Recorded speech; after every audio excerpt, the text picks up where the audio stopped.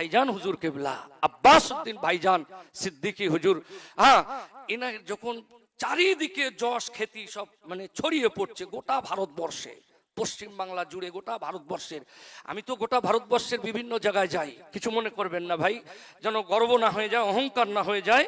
আর যাই সেটা আমার কৃতিত্ব না, সেটা আমার দাদা হুজুরের কৃতিত্ব, ওলি আউলিয়াদের দোয়া, বলুন না সুবহানাল্লাহ। ভাইজান ভারতবর্ষের বেশ কয়েকটি রাজ্যে আল্লাহ নিয়ে গেলেন, যেখানেই যাচ্ছি ভাইজান ভাইজান ভাইজান করে মানুষ জান দেওয়ার জন্য প্রস্তুতি হয়ে আছে। কি মেয়ে ছেলে, কি বেটা ছেলে, কি ছোট ছোট বাচ্চা, সকলে ভাইজান ভাইজান করে পাগল হয়ে যাচ্ছে। আমি চিন্তা করছি, কিন্তু ভাইজানকে আমি কিন্তু গুরুত্ব দিচ্ছি না, কিছু মনে করবেন না ভাই। তার কারণ আমি সহজে কাউকে গুরুত্ব দেই না, তার সম্পর্কে জেনে বুঝে অনেক দিন পরে তারপরে আমি তাকে গুরুত্ব দেই। যখন দেখলাম ভাইজান চারদিকে ভাইরাল হয়ে যাচ্ছে, শুধু একটাই নাম বর্তমানে এখন ভারতবর্ষের মাটিতে, একটাই নাম, সেটা হচ্ছে আব্বাস ভাইজান, ঠিক না ভুল বলেন? একটাই নাম। আমি চিন্তা করলাম যে ব্যাপারটা কি, চিন্তা করতে করতে একদিন শুয়ে আছি, ভালো করে শোনেন, ভোরের সময় শোবে সাদেকে, ভোরের সময় শোবে সাদেকে, হ্যাঁ, কসম করা জায়েজ আছে, আল্লাহর কসম করা জায়েজ আছে। আল্লাহ নিজে কসম করেছেন, আল্লাহ আসুরে ইন্নাল ইনসানা লাফি খুসর, নিশ্চয়ই একদল মানুষ ক্ষতিগ্রস্তের ভিতরে, যারা কি, যারা সৎ কাজ থেকে বিরত, তারা কিন্তু ক্ষতিগ্রস্তের ভিতরে। আল্লাহ নিজে কসম করেছে, যেন আমি কসম করে বলছি, আল্লাহর কসম করে বলছি, একদিন ভাইজান আব্বাস সিদ্দিকী মাদ্দাসুল্লাহুল আলী হুজুর কেবলা আমার বিছনার কাছে চলে গেছে, ভালো করে শুনে, বিছনার কাছে চলে গেছে, নস্যি রঙের একটা জামা গায়ে আর মাথায় একটা শুধু টুপি, আমার মাথার কাছে গিয়ে বলছে, এই মাওলানা ওঠ ওঠ, তম্বি করে বলছে। আমি ঘুমের ভিতর দেখছি ব্যাপারটা কি, কে মানুষটা কে, দেখলাম ভাইজান আব্বাস সিদ্দিকী মাদ্দাসুল্লাহুল আলী। এবারে দেখে আমি তো হতবাক হয়ে গেলাম, ঘুমের ভিতরে আমি উঠছি না। তারপরে ওনার আব্বাজান হুজুর কেবলা উনিও চলে এলেন, দুই বাপ বেটা আমার বাড়ি চলে এলেন ডাইরেক্ট, মানে ঘুমের ভিতরে, স্বপ্নের ভিতরে। আব্বাস সিদ্দিকী ভাইজান আর ওনার আব্বাজান আলী আকবর সিদ্দিকী হুজুর কেবলা বাপ বেটা এসে, ওনার আব্বা এবারে চিল্লে চিল্লে আমাকে বলছে, এই মাওলানা ঘুমানোর সময় ওয়াজ কর, যা ওয়াজ কর, বক্তৃতা রাখ, সঠিক কথা বল, হক কথা বল, মানুষের বোঝা, মানুষকে সঠিক পথে ডাক। আল্লাহ কোরআনে নিজে বলেছেন, কি বলছেন আল্লাহ, উনি ওয়াজ করে ঘুমের ভিতরে আমাকে শোনাচ্ছেন, আহা, উদু ইলা সাবিলি রাব্বিকা, উদু ইলা সাবিলি রাব্বিকা বিল হিকমাতি ওয়াল মাউইজাতি বিল হাসানা। জোরে বলা যাবে? আরে জোরে বলেন। ওয়াজ করে শোনাচ্ছে আমাকে ঘুমের ভিতরে, কি বলছে, উদু ইলা সাবিলি রাব্বিকা বিল হিকমাতি ওয়াল মাউইজাতি বিল হাসানা। এমন করে ভাই রে, এবারে আব্বাস ভাইজান আর ওনার আব্বা আলী আকবর সিদ্দিকী হুজুর আমাকে এই আয়াতের ব্যাখ্যা করে শোনাচ্ছে, ভালো ভালো যুক্তি বুদ্ধি উপমা দিয়ে, তোমার জ্ঞান গরিমার মধ্য দিয়ে তুমি মানুষকে, পথহারা মানুষকে, দিশেহারা মানুষকে আরে সঠিক পথের সন্ধান দাও, সঠিক পথের দিশা দাও। কারণ তোমাদের নবী দুনিয়ার জমিনে আর এসে বলবে না নামাজ পড়, রোজা কর, হজ কর, যাকাত দে, আর বলবে না। তোমাদের নবীর বংশধর এই বাংলার জমিনে ফুরফুরার মাটিতে আবু বকর সিদ্দিককে পাঠিয়েছে। সেই আবু বকরের কলিজার টুকরা আবু জাফর, এমন করে সেই দাদা হুজুর আবু বকর সিদ্দিকের কলিজার টুকরা এমন করে আব্দুল হাই সিদ্দিকী রহমতুল্লাহ আলাইহি, এমন করে আবু জাফর সিদ্দিকী রহমতুল্লাহ আলাইহি, এভাবে আশিকে রাসূল সুলতানুল ওয়াইজিন ছোট হুজুর জুলফিকার আলী সিদ্দিকী রহমতুল্লাহ আলাইহি আল্লাহ পাক তোমাদের নবীর সংবাদটা শোনানোর জন্য আল্লাহ বাংলা জমিনে তাদেরকে পাঠিয়েছিলেন। আজ তোমাদের দাদু আবু বকর এসে আর তোমাদের বলবে না নামাজ পড়ো, রোজা করো, লাঞ্ছিত বঞ্চিত নিপীড়িত মানুষগুলোর হাত ধরে টেনে টেনে তাদেরকে সঠিক পথের প্রতীক বানাও। আর তোমাদের দাদু আবু বকর এসে বলবে না, মুফতি আজম মিজলা হুজুর এসে আর বলবে না জুলফিকার আমার আব্বা। কার আব্বা? কার?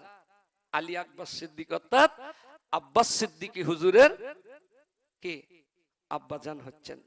ভালো করে শোনেন, আলী আব্বাস সিদ্দিকী, মনে রাখবে ভাইরা। আমার এমন করে আমার বেটাকে আল্লাহ পাক আল্লাহ তাআলা এই বাংলার জমিনে আল্লাহ বাংলার বাগ করে পাঠিয়েছে। বাংলার বাগ নয়, শুধু গোটা ভারতবর্ষের নেতৃত্ব দেবে আমার বেটা আব্বাস সিদ্দিকী। ঘুমের মধ্যে এভাবে যখন ওয়াজ নসিহত করে শোনাচ্ছে, আমি তো এমন করে ভাইরে এবারে চেতনা আমার ফিরে আসছে। ওরে সর্বনাশ, তো এ তো আব্বাস ভাইজান। আমি এবারে ঘুমের ঘরে উঠে বসে পড়েছি। বসে পড়ে তাড়াতাড়ি করে উঠে দাঁড়িয়ে হুজুরকে সালাম করলাম। আগে ওনার আব্বাকে করলাম, হুজুরকে সালাম করে তারপরে কদম মুসি করলাম।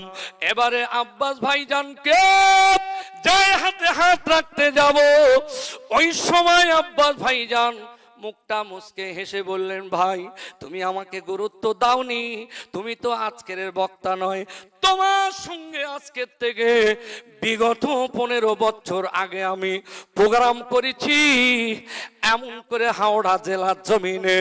আজকের তোমার সঙ্গে আমি প্রোগ্রাম করেছি অন্যান্য জেলাতে, তুমি আমাকে ভুলে গিয়েছো, ঠিক আছে ভাইজান, কিন্তু আজকের দেশের মানুষকে ভুলো না। আল্লাহ যদি তোমাকে কাল কিয়ামতের ময়দানে ধরে, জান্নাতে যাওয়ার পুঁজি তোমার কি আছে?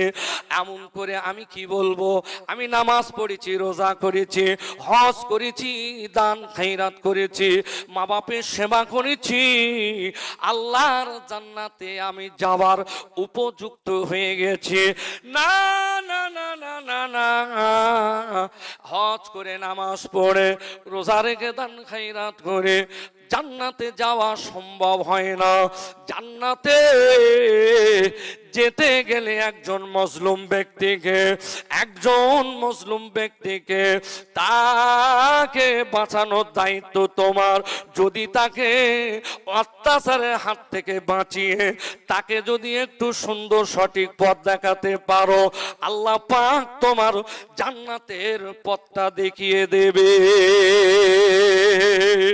হাউ হাউ করে কেঁদে ফেললাম।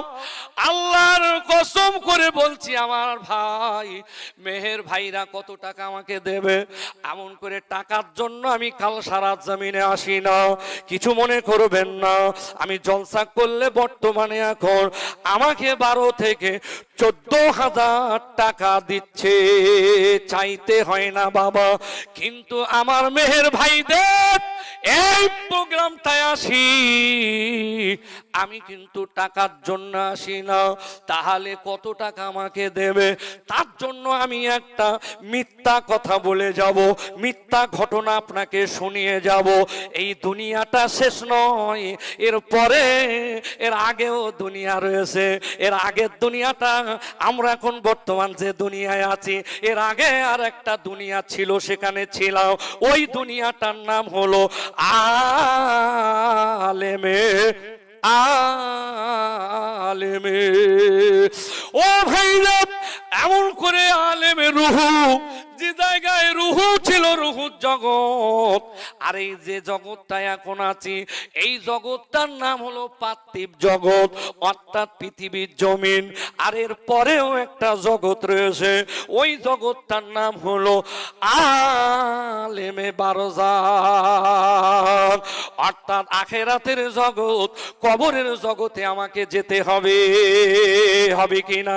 আরে কথা বলেন, যেতে হবে তো। তে জগতে কতদিন, 50, 60, 70। তার জন্য একটা মিথ্যা কথা, মিথ্যা ঘটনা বলে 2000, 4000, 5000, 6000 কত টাকা দেবে? 8000 দেবে কি 6000 দেবে, 4000 দেবে, এর বেশি তো না। এই টাকা রোজগার করে এই টাকা নিয়ে যাব, আজকে নিয়ে যাবো, কাল সকালে খরচ হয়ে যাবে। ঠিক না ভুল বলেন বাবা? আর লক্ষ লক্ষ বছর কবরে শুয়ে থাকতে হবে, আখেরাতে জিন্দেগি কাটাতে হবে, অনন্ত অনন্ত অনন্ত জিন্দেগি কাটাতে হবে। তার জন্য আমি একটা মিথ্যা কথা বলে, মিথ্যা ঘটনা শুনিয়ে মানুষকে আকৃষ্ট করে, মানুষকে এই যে মানুষ হয়ে মানুষের দালালি করে আমি আল্লাহর জাহান্নাম যেতে চাই না। ঠিক না ভুল বলেন? সঠিক ঘটনা, সঠিক কথা আমি কসম করে বলেছি, আল্লাহর কসম করে, যদি মিথ্যে কথা হয় আল্লাহ তুমি আমার জিভটা কেটে লিও কাল কিয়ামতের ময়দানে। এতগুলো মানুষ আপনারা সাক্ষী থাকেন। শোনেন, সেদিন থেকে এবারে যখন ওয়াজ করে শোনালেন, ঘুমটা ভেঙে গেল, ঘুম ভেঙে গেল। বসে বসে ভাবছি, একই ঘটনা, একই কথা, একই ঘটনা দেখলাম। আমি তো ভাইজানকে গুরুত্ব দিচ্ছিলাম না। তো ভাইজান আজকে প্রকাশ্যভাবে আজকে দিনের প্রচার, ইসলামের প্রচার, নবীর প্রচার, ওলিয়া আউলিয়াদের প্রচার, সঠিক পথের দিশা দিচ্ছে ভাইজান, সঠিক পথের সন্ধান দিচ্ছে। আমি ভাবতে লাগলাম, ভাবতে ভাবতে আজকের দিনে আমি এই কথা আপনাদের সামনে প্রকাশ করে গেলাম যে ভাইজান আব্বাস সিদ্দিকী হুজুর মাদ্দাজুল্লাহিল আলী, হুজুর কেবলা শুধু জাহিরি ভাবে, প্রকাশ্য ভাবে প্রচার করছে, এটা শুধু নয়, বাতিনি ভাবে, গোপনীয় ভাবে, বাতিনি ভাবে আল্লাহর ওলিদের, এগুলো তো আল্লাহর ওলিদের কাজ। বলেন না সুবহানাল্লাহ? আগুন নিয়ে যেন খেলা করতে যাবেন না, আগুন নিয়ে খেলা করতে যাবেন না। আমার ভাইজান, এখানে রেকর্ডিং হচ্ছে কথা, ভালো করে শোনেন। আমার ভাইজান, আগুন নিয়ে খেলা করতে যাবেন না। যে যার জায়গা আছেন জায়গায় থাকেন। আর কি গো, যে যার বক্তব্য তাকে খুলে বলতে দেন, যে যার মনের ভাব তাকে প্রকাশ করতে দেন।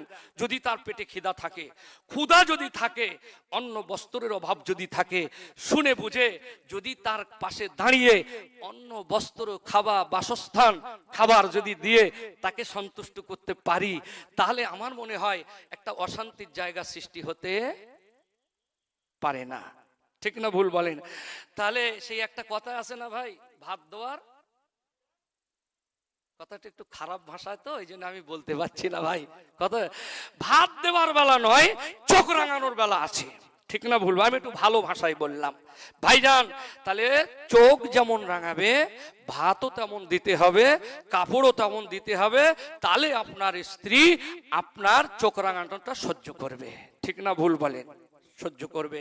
সুতরাং খাবারের অভাব, বস্ত্রের অভাব, থাকার অভাব, ওষুধের অভাব, স্বাস্থ্যের অভাব, স্বাস্থ্যের সত্যি সেই জায়গায় দাঁড়িয়ে যদি আমার আব্বাস ভাইজান হুজুর কেবলা আজকের মানুষকে একটা সঠিক পথের সন্ধান দেয়, তাতে আমাদের ঝগড়া ফাসাদ, মুসলমানে ঝগড়া ফাসাদ, অশান্তি করার এটা কোনো জায়গা হয় না। ঠিক না ভুল বলেন?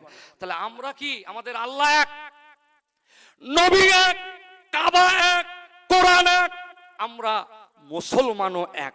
জোরে বলেন না সুবহানাল্লাহ? আজকের আমরা মার খাচ্ছি, অন্য জাতি তো মার খাচ্ছে না। রহস্যটা কি? রহস্য হচ্ছে এই, কেউ কারোর উপরে একটু রাগ আছে, কেউ কারোর উপরে একটু হিংসা আছে। আমার ভাইজান, সেটাকে কেন্দ্র করে যেই একটা মানুষ সঠিক পথের সন্ধান দিচ্ছে, আমরা তার বিরোধিতা করছি, এই জন্য আমরা মার খাচ্ছি। ঠিক না ভুল বলেন ভাই? না তো আমরা তো মার খাওয়া জাত নয়, আমরা মার খাওয়া জাত নয়। আমরা শুনেলেন, আমরা মার খাওয়া জাত নয়, আমরা যুদ্ধের ময়দান থেকে হেরে আসা জাত নয়। বদরের যুদ্ধ, যে যুদ্ধে মাত্র 313 জন মুসলিম সৈন্য, সেই যুদ্ধে আমার ভাইজান অমুসলিম সৈন্য 1 থেকে 2-3 হাজারের অধিক। সেই যুদ্ধে মুসলমানরা বিজয়ী হয়েছিল বদরের যুদ্ধে। জোরে বলেন না সুবহানাল্লাহ? বদরের যুদ্ধে মুসলমানরা জয়ী হয়েছে এবং 27 থেকে 28টা যুদ্ধ রাসূলের জীবদ্দশায় সংগঠিত হয়েছিল। সেই যুদ্ধে মুসলমানরা বিজয়ী হয়েছিল। আগামী দিন আমার ভাইজান সেই নবীর দুয়ায় যে যুদ্ধে বিজয়ী হয়েছিল মুসলমানরা, সেই নবীর বংশধর আব্বাস ভাইজান হুজুর কেবলার দুয়ার বাবার কোতে সমস্ত ফুরফুরা শরীফের আমার দাদা হুজুরের আওলাদের দোয়ার বাবরকতে স্বয়ং আপনারা ভাববেন না যে দাদা হুজুর চুপ করে আপনার ফুরফুরা শরীফের রোজা শরীফের ভিতরে ঘুমিয়ে আছে। নাউজুবিল্লাহ, দাদা হুজুরের আওলাদরা প্রত্যেকদিন বেরিয়ে যাচ্ছে, সকালে দিনে দুপুর বেলা চলে যাচ্ছে দাদা হুজুর মাজার শরীফের ভিতর থেকে, সব চেয়ে চেয়ে দেখছে, লক্ষ্য রাখছে কে কোথায় যাচ্ছে, কে কি বলছে, কার কি হচ্ছে, কার বিরুদ্ধে কে লাঠি তুলছে, কার বিরুদ্ধে কে স্লোগান তুলছে, কার বিরুদ্ধে কে কি বলছে, সব কিন্তু আমার দাদা হুজুর ওই ফুরফুরা শরীফের মাটির থেকে এই যে উনি সব কিন্তু দেখতে পাচ্ছে। পাই কিনা বলেন? আল্লাহর ওলিরা সব দেখতে পায়। ইত্তাকু ফিরাসাতাল মুমিনে ফাইন্নাহু ইয়ানজুরু বিনূরিল্লাহ। জোরে বলেন সুবহানাল্লাহ। আল্লাহর ওলিরা আল্লাহর নূরের মাধ্যম দিয়ে জমিন থেকে আসমান পর্যন্ত কি হয় সব দেখতে পায়। বলুন না জোরে সুবহানাল্লাহ। সুতরাং আগুন নিয়ে খেলা করতে যাবেন না। আল্লাহর ওলিরা কি? আল্লাহর ওলিরা আগুন, আগুনে হাত দিলে দাপ করে জ্বলে পুড়ে আপনার মুখটা ঝলসে যাবে। ঠিক না ভুল বলেন? আপনি এমএলএ হন, এমপি হন, আপনি প্রধানমন্ত্রী হন, আপনি কি মুখ্যমন্ত্রী হন, যাই হন না কেন, যদি নাকি আমার নবীর বংশে যদি কেউ আঙুল তুলে কথা বলে, আঘাত দিতে যায়, আমরা প্রমাণ দেখেছি, নজির আছে আমাদের কাছে, দলিল আছে। কি হ্যাঁ দলিল আছে। 35, 30, 32, 34 বছর পাওয়ারে ছিল ফুরফুরা শরীফের। শুধু শুনে রেখে দেন, হুজুরের সঙ্গে একটুখানি বিয়াদবি করার কারণে, কার সঙ্গে? কাসেম সিদ্দিকী, মারুফ সিদ্দিকী হুজুরের আওলাদ, তার সঙ্গে একটুখানি বিয়াদবি করার কারণে গোটা বাংলায় পরিবর্তন এসে গিয়েছিল। জোরে বলেন সুবহানাল্লাহ। আজকের সেই পরিবর্তন হয়েছিল যেখান থেকে, সেখান থেকে আবার কি হবে? সেখান থেকে নির্মূল হবে। তার কারণ আল্লাহর ওলিদের সঙ্গে যারা বেয়াদবি করে, সে এমএলএ হোক, এমপি হোক, নেতা হোক, মোড়ল হোক, মাতব্বার হোক, প্রাইম মিনিস্টার হোক, চিফ মিনিস্টার হোক, আল্লাহ পাক তাদেরকে নাস্তা নাবুদ করে দেবে। স্বয়ং আল্লাহর পক্ষ থেকে গজব এসে তাদেরকে ধ্বংস করে দেবে। ঠিক না ভুল বলেন আমার ভাইজান? তাহলে ছোট্ট করে আমি ঘটনাটা বললাম, আমি কিন্তু কারোর হয়ে কিছু বলতে আসিনি। ভালো করে বোঝেন, যেটা সঠিক কথা, ওলিয়া উলিয়াদের কথা, আমার দাদা হুজুরের আওলাদের কথা একটু বলবো না তো কার কথা বলবো? ঠিক না ভুল বলেন? সঠিক কথা। তাহলে উনি শুধু প্রকাশ্যভাবে প্রচার করছে না, আমার যেটা এক্সপিরিয়েন্স, এই এক্সপিরিয়েন্সের মাধ্যমে যেদিন আমি বুঝতে পারলাম যে উনি বাতিনি ভাবে, প্রকাশ্যভাবে নয়, বাতিনি ভাবে, গোপনীয় ভাবে যেভাবে প্রচার চালাচ্ছে, মানুষের দরে দরে বাড়ি বাড়ি গিয়ে, বিছানায় গিয়ে, স্বপ্নের ভিতরে, সুতরাং আব্বাস সিদ্দিকী ভাইজান নিশ্চয়ই বিজয়। জোরে বলুন সুবহানাল্লাহ।